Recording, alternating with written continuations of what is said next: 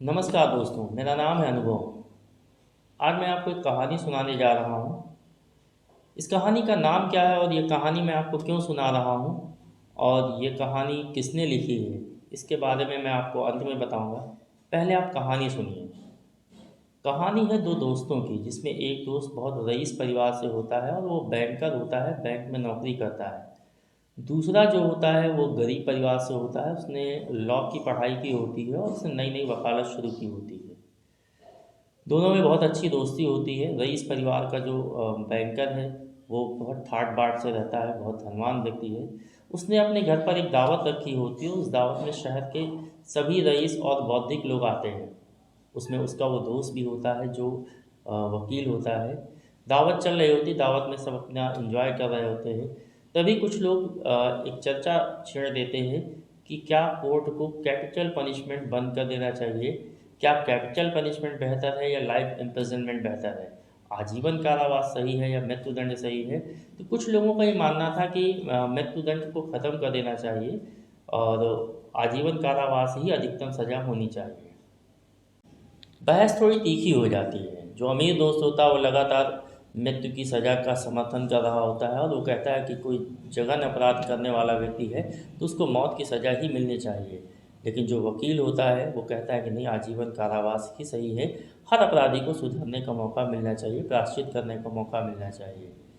बहस इतनी ज़ोरदार हो जाती है कि अमीर दोस्त को लगता है कि उसका ईगो हर्ट हो रहा है और वो गुस्से में अपने वकील दोस्त से कहता है कि ऐसा है, तुम बताओ क्या तुम 15 साल किसी जेल में रह सकते हो?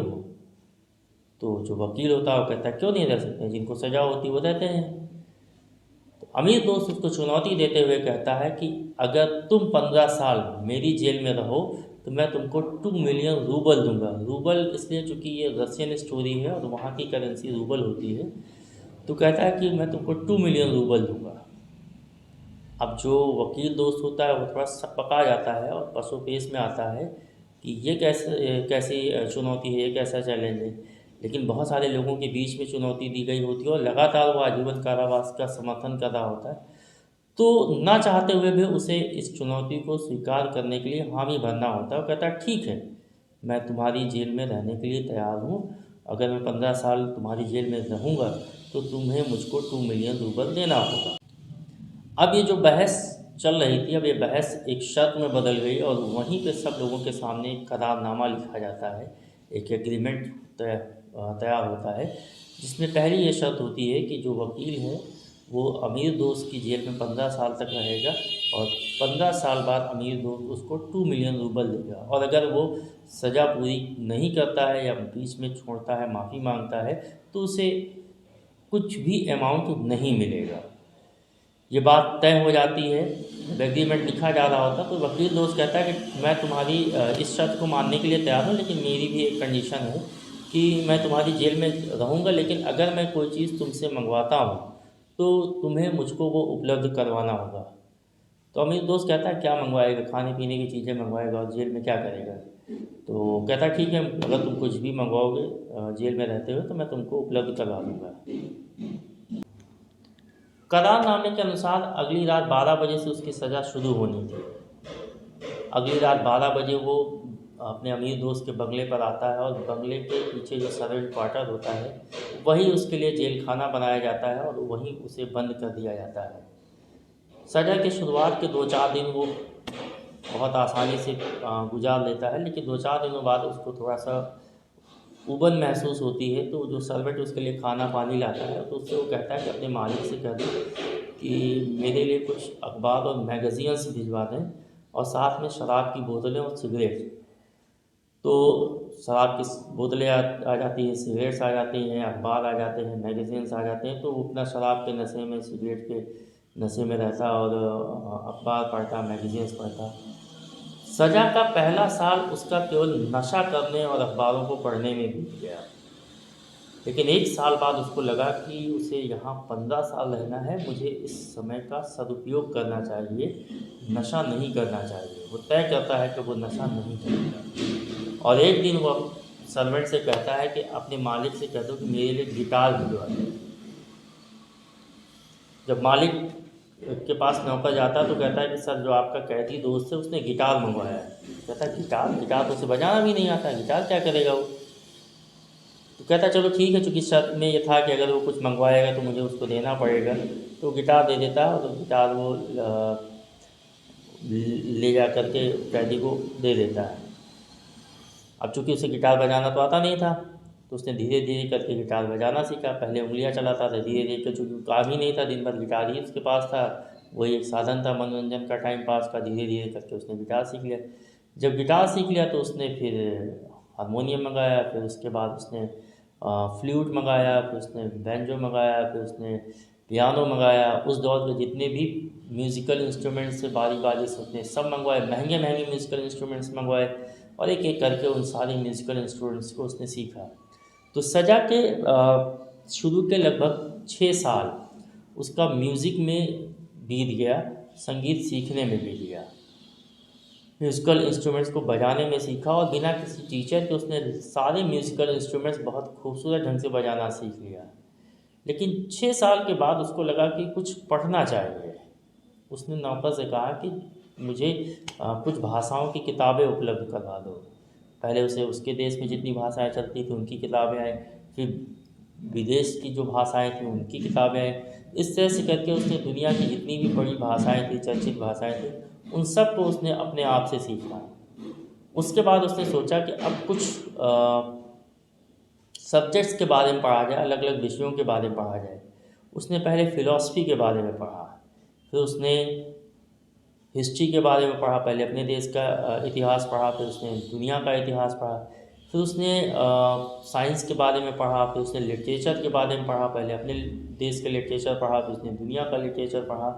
अब चूँकि किताबें कभी ख़त्म नहीं होती हैं, और किताबें महंगी महंगी किताबें उसके लिए विदेश से आने लगी, जो भी वो डिमांड करता। उसकी मजबूरी थी अमीर दोस्त की, चूँकि शर्त का हिस्सा था, तो बाहर से किताबें आती और किताबें वो पढ़ता, और उसका पूरा समय किताबों को पढ़ने में बीत रहा था।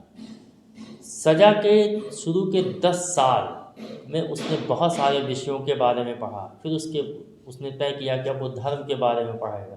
पहले उसने अपने धर्म के बारे में पढ़ा, कि दुनिया में जितने भी धर्म हैं उनके बारे में पढ़ा, कि धर्म शुरू कहाँ से हुआ, उसकी मान्यताएं क्या है, उन धर्मों के नियम क्या हैं। इस तरह से दुनिया के जितने भी बड़े धर्म थे उनका उसने गूढ़ अध्ययन किया।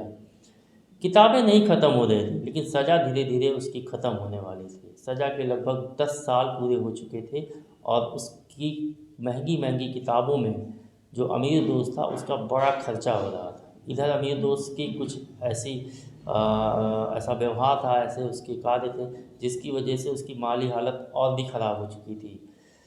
एक तो किताबों का महंगा खर्चा, उसके अलावा उसकी जो और खर्चे थे, उसकी वजह से उसकी माली हालत बहुत ख़राब हो चुकी थी। और वो ये सोच रहा था कि 10 साल इसने बिता लिए, 5 साल और ये बिता लेगा तो मुझे इसको 2 मिलियन रूबल देना होगा, जो कि मेरे पास शायद नहीं होंगे तब तक, क्योंकि मेरी माली हालत अब वो नहीं है जो 10 साल पहले थी। लेकिन वो सोचता है कि अभी 5 साल है, हो सकता है कि शायद ये टूट जाए, और मुझे ये पहले ही सज़ा से पहले ही भाग गया तो मुझे 2 मिलियन रूबल नहीं देना पड़े। वो कंटिन्यू रखता है, और वो भी अपनी किताबों में कंटिन्यू रहता है, लगातार उसकी किताबें आती रहती है और किताबें पढ़ता रहता है।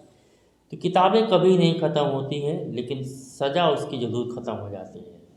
सज़ा जिस दिन पूरी होनी होती है 15 साल बाद, उसके ठीक एक दिन पहले जो अमीर दोस्त होता है वो बहुत बेचैन होता है, और वो ये सोच रहा होता है कि 15 साल पहले हमने जो सज़ा शर्त लगाई थी वो कल 12 बजे रात में पूरी हो जाएगी, और कल 12 बजे जैसे ही ये सज़ा पूरी करेगा मुझे 2 मिलियन रूबल देना होगा, और मेरे पास इतने पैसे नहीं हैं कि मैं इसको 2 मिलियन रूबल दे सकूँ। अब ऐसी कंडीशन में तो ये वकील है, मेरे खिलाफ़ केस कर देगा, तो मेरे लिए तो और मुसीबत हो जाएगी। तो सोचता है कि क्या करूँ, मेरे पास तो कोई उपाय नहीं है, अब क्या किया जा सकता है। काफ़ी सोचता है, तो सोचने के बाद उसको एक रास्ता समझ में आता है, वो ये कि वो उस वकील की हत्या कर दे। अगर उसको मार करके वो दफन कर दे तो उसको 2 मिलियन रूबल नहीं देना होगा, और वो तय करता है कि यही एक आखिरी विकल्प है कि वो अपने वकील दोस्त की हत्या करके उसको अपने बंगले में पीछे दफन कर दे। वैसे भी 15 साल से वो जेल में है, उसके घर वालों से उसका कोई बहुत मतलब नहीं है, और मैं बता दूंगा कि वो बीच में ही भाग गया था, और कहाँ गया मुझे मालूम नहीं है। तो मैं 2 मिलियन जो रूबल है देने के लिए मैंने कह रखा है वो मुझे नहीं देना पड़ेगा। वो तय करता है कि आज रात में ही इसको मार देते हैं। रात को वो उठता है और किचन में जाता है, वहाँ से एक बड़ा सा चाकू लेता है और चाकू लेकर उस सर्वेंट क्वार्टर जो जेल खाना था वहाँ वो जाता है। वहाँ पर जाकर के चुपके से दरवाज़ा खोलता है और दरवाज़ा खोल करके देखता है कि टेबल लैंप जल रहा होता है और एक लंबी दाढ़ी लंबे बाल वाला दुबला पतला व्यक्ति मेज़ पर सर रखकर सो रहा है और उसके आसपास सिर्फ किताबें ही किताबें हैं।